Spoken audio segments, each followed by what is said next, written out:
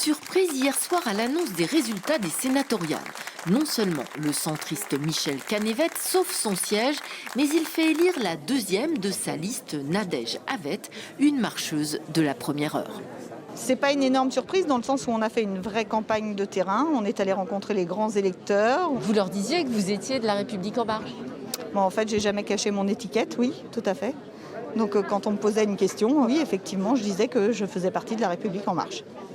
Michel Canévet y voit surtout une récompense pour son bilan de sénateur et la victoire d'une liste équilibrée géographiquement. On voit bien que quand on s'intéresse au dossier, eh bien, les gens sont reconnaissants. Moi, je suis très heureux qu'il y ait un siège dans le Nord et un siège dans le Sud, parce que ça va nous permettre de bien travailler au service des communes rurales et littorales de notre département. À droite, Philippe Paul n'arrive pas à digérer. Il espérait faire rentrer la seconde de sa liste, Gaël Nicolas, au Sénat. Encore une fois, il ira seul. Ça ne m'a pas semblé clair dans la campagne électorale, en effet, parce que j'aurais préféré que ça soit affiché très clairement, majorité présidentielle, plutôt que de faire croire Union centriste et autres. Donc il y avait un peu de tromperie sur le produit.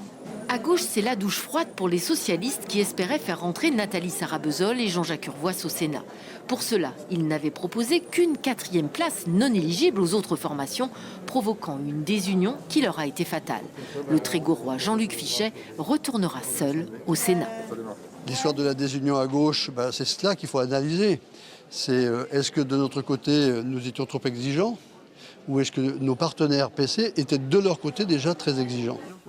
Comme les communistes, les Verts espèrent un électrochoc. Je crois qu'il faut faire le constat que tant qu'on n'arrivera pas à réunir un peu tout le monde, et tant qu'on aura un parti hégémoniste comme le Parti socialiste, eh bien on n'arrivera pas à faire avancer les choses.